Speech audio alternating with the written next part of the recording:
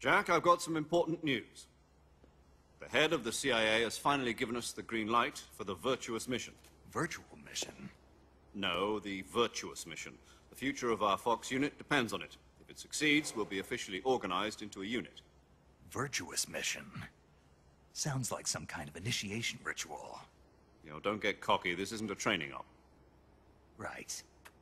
So what exactly is this wonderful mission? Well, about 2 years ago, a certain Soviet scientist requested asylum in the West through one of our moles. His name is Nikolai Stepanovich Sokolov. He's head of the OKB 754 Design Bureau, one of the Soviets' top-secret weapon research facilities, and the East's foremost expert on weapons development. Sokolov? Isn't he that famous rocket scientist? The very same. On April the 12th, 1961, the Soviets achieved the first manned spaceflight in history. The Earth was blue, but there was no God. Well spoken. The rocket that carried Yuri Gagarin to orbit was the A-1, known as the Vostok rocket. Sokolov is said to be the man most responsible for the multi-engine cluster used in that rocket. After Gagarin's flight, Sokolov left rocket development to become the head of the newly established Design Bureau. From a lowly technician to head of a design bureau, that's quite a success story. So why do you want to defect? It seems he'd become afraid of his own creations. Afraid? Call it a crisis of conscience. And for that, he left his country and his family behind and went over the fence? Not exactly. One of his conditions was that his family was also to be taken safely to the West. We used a mole to get the family out first and succeeded in sneaking Sokolov over the Berlin Wall shortly afterwards. I was the one who conducted the operation. The security on the eastern side was still full of holes back then. Then what? We got Sokolov over in one piece, but the whole ordeal had left him exhausted, and we checked him into a hospital in West Berlin. It took him 2 weeks and more than 600 miles to get from the research facility in the Soviet Union to Berlin. He was in no condition to say anything coherent. And it was only a week later that we had something much bigger on our hands. The Cuban Missile Crisis. October the 16th, 1962, President Kennedy received word that the Soviets were in the process of deploying intermediate-range ballistic missiles in Cuba. The President demanded that the Soviets dismantle and remove the missiles. At the same time, he announced a naval blockade to prevent further missile shipments from reaching Cuba. But the Soviets didn't back down, instead placing their armed forces on secondary alert. Soviet transport ships carrying missiles continued on course towards Cuba. US and Soviet forces went on alert for an all-out nuclear war. Frantic negotiations were conducted through the UN's Emergency Security Council and unofficial channels to end the hair-trigger standoff. Finally, on October the 28th, the Soviet Union agreed to remove its missiles from Cuba, and so the world avoided a nuclear holocaust. But in order to get the Soviets to pull their missiles out, we had to make a deal. You mean the one where the US agreed to remove its IRBMs from Turkey? No. The Jupiter IRBMs deployed in Turkey were obsolete, and we were going to get rid of them anyway. They had no strategic value whatsoever to either the US or the Russians. The Turkey deal was a ruse, a cover story that was fed to the other intelligence agencies around the world. So what did the Russians really want? Sokolov. They wanted us to return Sokolov. You mean the Soviets pulled out of Cuba just to get their hands on Sokolov? That's right.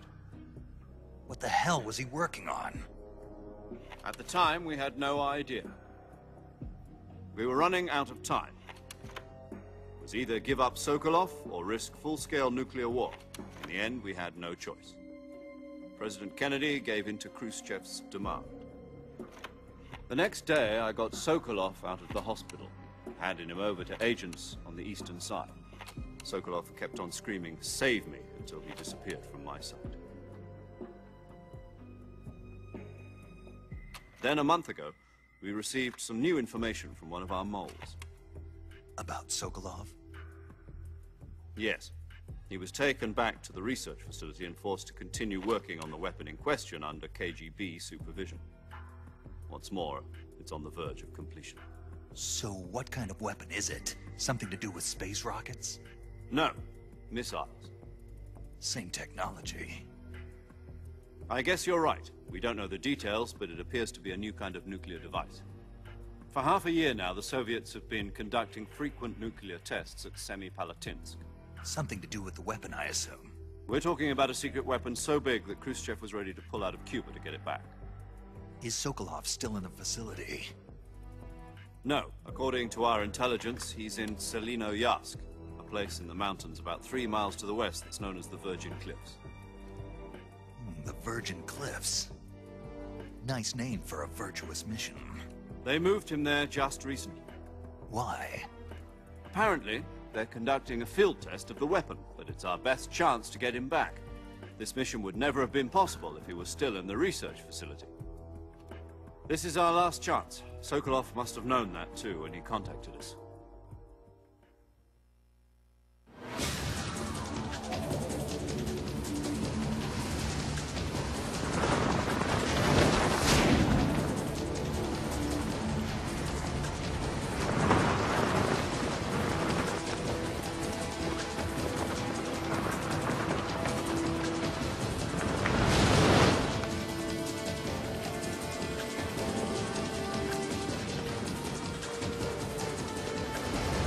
Listen up, Jack. Your mission is to infiltrate Ciolino Yask in the Soviet mountains, ensure the safety of Sokolov, and bring him back to the West.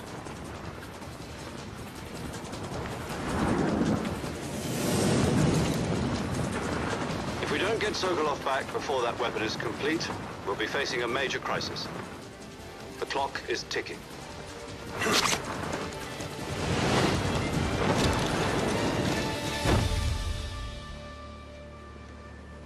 Once we've confirmed the rescue of Sokolov, stand by at the recovery point.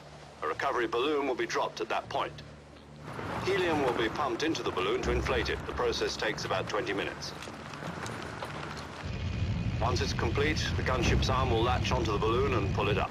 The Fulton Surface-To-Air recovery system. I'm familiar with the theory. Take it easy. It's been combat-proven. Do you think Sokolov is up to it? The shock will be less than during a parachute jump, and the arm can handle up to 500 pounds. So you're planning on going over the border in a single combat talon? She's equipped with 2 6-barrel 20mm Vulcan cannons, as well as 2 40mm machine guns. Sounds like she could hold her own against a battalion of tanks. Even with the fuel in the reserve tank, we're facing a 4-hour time limit. If all goes well, it shouldn't take more than a few hours. Home in time for dinner. But if anything goes wrong, you'll be eating dinner, breakfast, and all the rest of your meals in the jungle.